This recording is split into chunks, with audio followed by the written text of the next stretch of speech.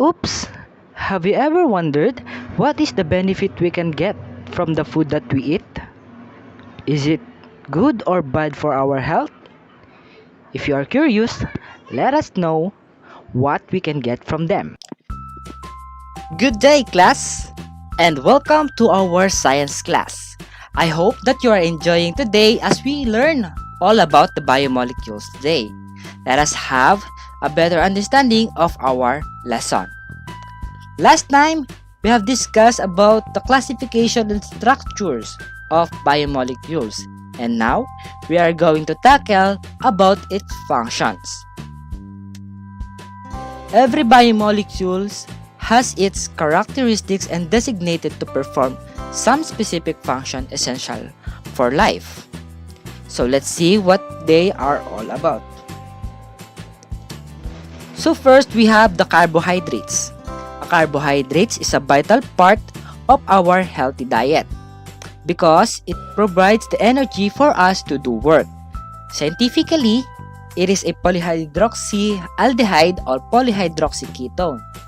It is the most abundant biomolecules on Earth. Last time, we've discussed the classification of carbohydrates. And if you think monosaccharides, disaccharides, and polysaccharides, yes, you are correct. Those are the classifications. And let us first explain monosaccharides. Monosaccharides are colorless, crystalline solids that are completely soluble in water. They are involved in generating energy for the body.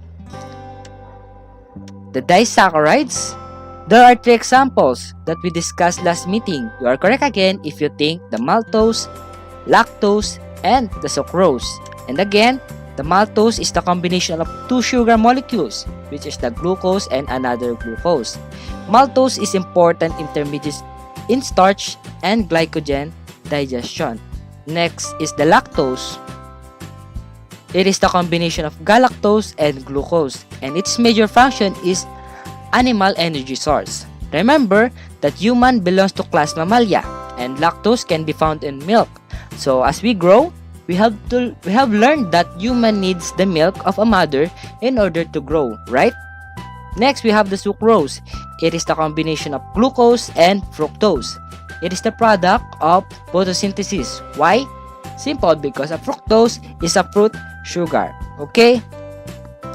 Next, we have the polysaccharides. Polysaccharides is also known as glycans. And there are two types of polysaccharides. The first one is homopolysaccharides and the second one is heteropolysaccharides. Homopolysaccharides, they are composed of only a single type of sugar unit. It is based on the function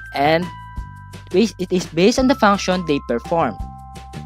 Homopolysaccharides are classified into two groups. The structural polysaccharides, they provide mechanical stability to cells, organs, and organisms. Examples are chitin and cellulose. Chitin is involved in the construction of a fungal cell wall, while cellulose is an important constituent of diet for ruminants. Storage polysaccharides, they serve as a carbohydrate stores that release sugar monomers when required by the body. Example include starch, glycogen, and inulin. Starch stores energy for plants. In animals, it is catalyzed by the enzyme amylase. It is found in saliva. To fulfill the energy requirement, glycogen is a polysaccharide food reserve of animals, bacteria, and fungi. Next, biomolecules, we have the proteins.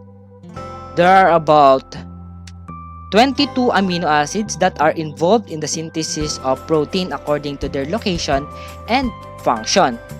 And these are the involvement of proteins: DNA replication, cell signaling, catalyzing metabolic reaction, construction of cell and tissue structures, transportation of cell from one cell to another. In construction, we all know that the proteins is the molecules that help us build our muscles. Next, we have the nucleic acid. Under nucleic acid, we have the DNA. DNAs are the hereditary material that resides inside the nucleus. It is the genetic material that stores all the information required to be transferred to progeny. When we say progeny, it is descendants or offspring. It specifies the biological development of all living organisms and viruses. Next is the ribonucleic acid or RNA. It is present in all living cells. It has different roles to play in different organisms.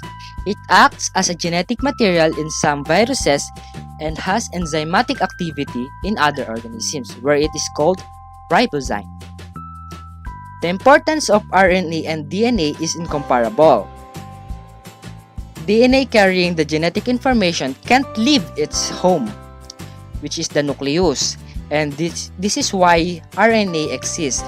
They are involved in transfer of genetic information for protein synthesis via the processes of transcription and translation, which is happened outside the nucleus. And they control gene expression as well. Next, biomolecules, we call it fats, which is the lipids. Lipids are organic compounds that are insoluble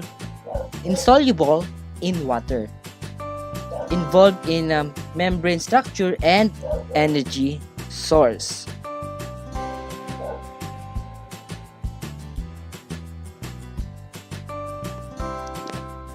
And that would be all for today. Thank you for listening. If you have any question, you can message me on our chat box. Thank you so much.